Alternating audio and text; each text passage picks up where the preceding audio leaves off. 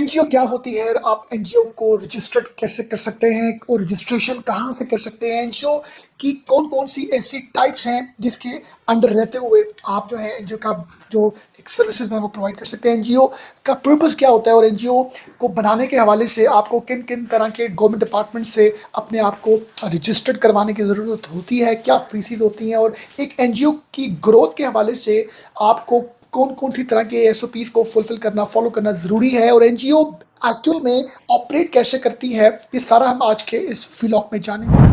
जी, तो हम आज सबसे पहले जानते हैं एनजीओ होती क्या है। एनजीओ को समझने से पहले ये चीज़ समझनी है कि NGO stand for non government organization, NGO.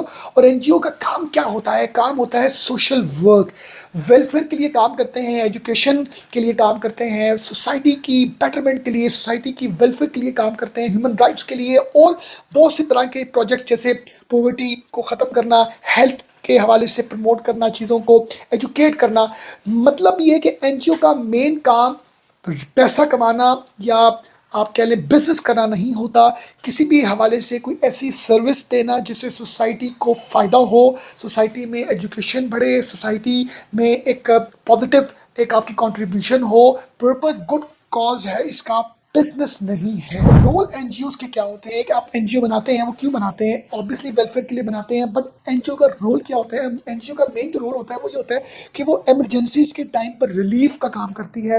वो किसी भी प्रॉब्लम के आने पर सोसाइटी पर जब कोई प्रॉब्लम आती है तो वो उसके रिलीफ या उसको ओवरकम करने के हवाले से अपनी सर्विसेज देती है, कंट्रीब्यूशन करती है, प्रमोट करती है एजुकेशन, हेल्थ और कम्युनिटी को डेवलप करती है, स्ट्रॉन्ग करती है। ये रोल है एनजीओ का। और एक एडवोकेट होता है, वो ह्यूमन राइट्स के लिए अगर आपके लिए फाइट करता है, ह्यूमन राइट्स के लिए फाइट करता है और सोशल रिफॉर्म्स के लिए करता है विदाउट एनी फी, विदाउट एनी चार्जेस, तो ये भी एनजीओ के रोल के अंडर आता है। एक शख्स पर्सनल कैपेसिटी में वेलफेयर की, सोसाइटी की वेलफेयर के लिए काम कर रहा है, कोई अच्छी कंट्रीब्यूशन कर रहा है, तो उसको तो रजिस्ट्रेशन की ज़रूरत नहीं है, मगर उसको रजिस्ट्रेशन की ज़रूरत इस वजह से है। क्योंकि आपको लीगल एक रिकग्निशन चाहिए, आपको एक लीगल स्टेटस चाहिए। कहीं आप सोशल वेलफेयर जो भी आप दे रहे हैं, प्रोवाइड कर रहे हैं, उसके अगेंस्ट कोई कोई आपकी इंटेंशंस तो कोई ऐसी नहीं है जो आपकी सोसाइटी के लिए ही गलत हो, तो आपके लिए एक एनजीओ की registration is very very important, ताकि आपको लीगल स्टेटस मिल सके, आपकी लीगल एंटिटी हो, आपकी लीगल रिकग्निशन हो और आप अपना एक बैंक अकाउंट ओपन कर सकें, अपनी एनजीओ के नाम से एक अकाउंट ओपन कर सकें, ताकि आपको डोनर्स मिलें, आपको फंड्स मिलें, आपको लोग पैसा देना चाहें। अब एक पैसा वो है जो कैश मनी है और एक वो है जो बैंक मनी है। ऑब्वियसली बैंक मनी एक वो मनी है जो जिसमें आपका जो एक ट्रेल है और जिसमें एक लीगल जो है आप भी सेफ हैं और जो आपको पैसे देने वाला डोनर है वो भी अपने आप को सेफ फील करता है। फंड्स को रेस करने के लिए लीगल तरीके से अगर आप ये सिस्टम चाहते हैं कि आपको फंड्स मिलें लीगली, तो फिर आपको अपनी एनजीओ को रजिस्टर करवाना ज़रूरी है। आप अप्लाई कर सकते हैं बहुत सी ग्रांट्स के लिए, बहुत से जो फॉरेन फंडिंग के लिए, और इसमें आपको बहुत सी तरह की लीगल प्रोटेक्शन भी मिलती है। तो सबसे इंपॉर्टेंट बात ये समझना आपके लिए, मेरे लिए, सोसाइटी के लिए है कि अगर आप कोई वेलफेयर का काम on a very serious note करना चाहते हैं, then you have to register your own NGO. अब एनजीओ जो है वो कौन स्टार्ट कर सकता है? वो एक इंडिविजुअल भी कर सकता है, वो ग्रुप ऑफ जो पीपल हैं वो भी कर सकते हैं, प्रोफेशनल्स कर सकते हैं, anyone who is interested in charity, education, health, human rights. But उसके लिए आपको कुछ लॉस को, कुछ लीगल रेगुलेशंस को, कुछ कानूनी चीज़ों को फॉलो करना बहुत ही ज़रूरी है। ये टाइप्स ऑफ एनजीओ, सबसे पहले एनजीओ के अंडर अगर हम बात करें तो सोसाइटी नंबर 1 में आते हैं। सोसाइटी में अगर आपने अपनी रजिस्टर्ड करनी है सोसाइटी, तो सोसाइटी रजिस्ट्रेशन एक्ट 1860 आपको फॉलो करना है। आपके पास मिनिमम 7 मेंबर्स हो और manage by the chief executive committee. जो एग्जीक्यूटिव कमेटी होगी 7 मेंबर्स की मिनिमम, वो इसको मैनेज करेगी। और अगर आप सोसाइटी बनाना चाहते हैं तो आप या तो क्लब, वेलफेयर, एजुकेशन सोसाइटीज़ में से कोई ऐसा आप चीज़ बनाएंगे तो फिर वो सोसाइटी के अंडर आएगा। अगर आप कोई ट्रस्ट बनाना चाहते हैं सेकंड में, तो ट्रस्ट एक्ट 1882 के अकॉर्डिंगली आप इसको रजिस्टर करेंगे। इसमें सेटलर्स जो हैं +2 to 3 ट्रस्टीज़ आपको चाहिए। ट्रस्टीज़ जो है वो उसको मैनेज करेंगे, जिसमें charitable purpose like hospital, scholarships, universities वगैरह में स्कॉलरशिप्स वगैरह होती हैं, यूनिवर्सिटीज़ होते हैं। बहुत सी ऐसी यूनिवर्सिटीज़ हैं जो ट्रस्ट के नाम से जो है वो काम करी। पे नॉन प्रॉफिट कंपनी सेक्शन 42, ये जी SECP कंपनी ऑर्डिनेंस एक्ट 1984 के अकॉर्डिंगली आप ये रजिस्टर करते हैं। 3 डायरेक्टर्स होते हैं, बोर्ड ऑफ डायरेक्टर्स इसको मैनेज करते हैं, एग्जीक्यूट करते हैं। लार्ज एनजीओ, फाउंडेशन जो है, ऑर्गेनाइजेशन जो है, वो इस नॉन प्रॉफिट कंपनी के अंडर काम कर सकती हैं। और लास्ट में है जी हमारा फाउंडेशन। फाउंडेशन से मुराद ये है जी कि जिसमें ट्रस्ट और नॉन प्रॉफिट कंपनीज आती हैं वेरियस, और मल्टीपल आप बोर्ड ऑफ डायरेक्टर्स इसमें काम कर रहे होते हैं एग्जेक्टिव पावर्स के साथ, और लॉन्ग टर्म चैरिटेबल वर्क जो है वो इस फाउंडेशन को अगर आप बनाएं तो आप इसको आप करते हैं। अब हम सबसे पहले समझते हैं स्टेप बाय स्टेप सोसाइटी। अब आपने अगर सोसाइटी बनानी है जी तो आपके पास एक यूनिक नाम होना चाहिए, minimum 7 members, prepare rules and constitutions, और सबमिट आप एप्लीकेशन करेंगे welfare social welfare department provincial को, पंजाब से बलोचिस्तान जहाँ पर भी आप ये बनाना चाह रहे हैं। रिक्वायर्ड डॉक्यूमेंट्स क्या है जी, एप्लीकेशन फॉर्म जो आपको सोशल वेलफेयर डिपार्टमेंट आगे जो प्रोविंशियल की वेबसाइट से मिलेगा, CNSC of all members, constitution and bylaws, आप सारे वो इसकी एक कॉपी और proof of office and address. फिर आप क्या जो एनजीओ है उसको एक लीगल स्टेटस मिलेगा। अब नंबर सेकंड में अगर आप चाहते हैं कि आप ट्रस्ट जो है वो अपना कोई बनाना चाहते हैं तो उसके लिए सबसे पहले आपके पास नाम और उसका पर्पस और ड्राफ्ट ट्रस्ट डीड, जिसमें आपके जो ट्रस्टीज हैं उनका पर्पस, उनकी पावर्स, उनकी सारी डिटेल्स लिखी होंगी, और नोटराइज डीड होनी चाहिए, रजिस्टर एट सब रजिस्ट्रार डिस्ट्रिक्ट ट्रस्ट ऑफिस, जो आपका मुतलका जिला है वहाँ पर जो रजिस्ट्रार है वहाँ पर आप अपनी इस डीड को, अपनी इस डॉक्यूमेंट को सबमिट करवाएंगे, रिसीव करेंगे एक सर्टिफिकेट ऑफ रजिस्ट्रेशन, फिर अपना बैंक ओपन करेंगे। इस तरह आप ट्रस्ट बना सकेंगे। नंबर थर्ड ऑप्शन आपके पास है जी एनजीओ के अंडर, जिसको बोलते हैं नॉन प्रॉफिट कंपनी,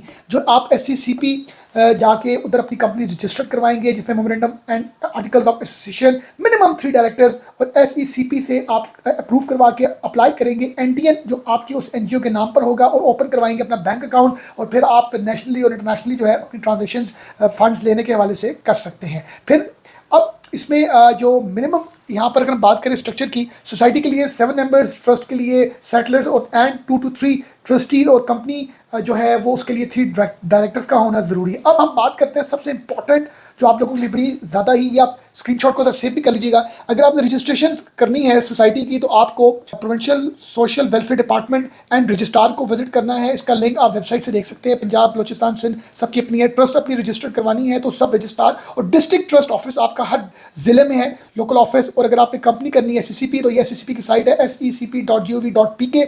आगे इसमें आप लाइसेंसिंग को क्लिक करेंगे तो फिर आप इसको रजिस्टर कर सकते हैं। और नंबर 4 में जनरल गाइड, ये जी साइट के ये इनकी साइट है जिसमें आप नॉन जो है एनजीओ रजिस्टर कर सकते हैं अपनी। और इसी के साथ अगर आपने अपनी सोसाइटी आपने बनानी है तो उसमें आपने www.punjablawgov.pk की साइट को ओपन करना है। और अगर आपने सोसाइटी एक्ट गाइडेंस अगर आपको चाहिए तो ये भी उनका एक मैंने लिंक दिया हुआ है। इस लिंक के थ्रू आप जो है सारा जो Pakistani lawyers.com/NGO registration under the society से आपको सारी तरह की इंफॉर्मेशन रिसीव हो सकती है। टाइप्स ऑफ रजिस्ट्रेशन के बाद अब सबसे इंपॉर्टेंट ये है लाइन ऑफ एक्शन, कि अब आपने ये डिसाइड करना है कि आपने एनजीओ जो बनानी है क्या वो उसकी कौन सी टाइप है। सोसाइटी बनाना चाहते हैं, क्या आप कंपनी बनाना चाहते हैं, क्या आप ट्रस्ट बनाना चाहते हैं। और जब भी आप ये डिसाइड कर लेंगे तो उसके अकॉर्डिंगली फिर आप उसकी रजिस्ट्रेशन अप्लाई करेंगे, आप उनकी फीसेस पे करेंगे। आपको इसके लिए आपको एक टीम की ज़रूरत है, आपको बोर्ड डायरेक्टर्स, ट्रस्टीज़, आप जिस की टाइप ऑफ एनजीओ की जो रिक्वायरमेंट उसको फुलफिल करने के बाद आप उसको रजिस्टर करवाएंगे, बैंक ओपन करेंगे, और आप प्रॉपर एक प्लान के साथ फंड रेजिंग करेंगे। आप के फंड रेजिंग करने के हवाले से डोनर्स को जो है अगर आप चाहते हैं कि आपको फंड्स मिले तो उसके लिए आपको proper registration of NGO, proper team, proper office, proper setup, और प्रॉपर सारे जो लीगल SOPs हैं, प्रॉपर जो सारी सर्टिफिकेशंस हैं, सारी रजिस्ट्रेशन है वो आपके पास होंगी तो फिर आप फंड भी आप अरेंज कर सकेंगे। और उसके लिए यह है कि जब आप फंड रेस करके आपको जब फंड्स आते हैं तो फिर आपको अपनी ऑपरेशंस को, अपनी जो आपके फाइनेंसेस हैं, आपका जो कंप्लाइंस हैं, आपके जो रिकॉर्ड्स हैं, उनका पूरा प्रॉपर ऑडिट होना चाहिए। अगर आप उसका ऑडिट करवाते हैं किसी थर्ड पार्टी, किसी थर्ड चार्टर्ड अकाउंटेंट फर्म के थ्रू, ताकि लोगों को ये ट्रस्ट मिल सके कि आप उनके पैसे को ठीक जगह पर यूज़ और यूटिलाइज कर रहे हैं। ये सबसे इंपॉर्टेंट लाइन ऑफ एक्शन है कि रजिस्ट्रेशन ऑफ एनजीओ आपने कर ली, आपने अपना एक पूरा सेटअप बना लिया, आपने पूरा अपना एक टीम बना ली, और सारी सर्टिफिकेशंस करने के बाद, सारी SOPs को फुलफिल करने के बाद आपने अपने अकाउंट्स, अपने फाइनेंस, अपनी फाइनेंशियल स्टेटमेंट, अपने ऑल इन एंड आउट्स को आपने जो है वो ओपन रखना है अपने ट्रस्टीज़ के लिए, अपने डोनर्स के लिए, ताकि वो आपके ऊपर इस चीज़ का चेक एंड बैलेंस कर सकें कि हमारे जो पैसे हैं वो ठीक जगह पर यूज़ और यूटिलाइज हो रहे हैं। तो उसके लिए थर्ड पार्टी ऑडिट का होना बहुत ही ज़रूरी है। ये सबसे इंपॉर्टेंट लाइन ऑफ एक्शन है व्यूअर्स। अपना बहुत ख्याल रखिएगा। Thank you very much.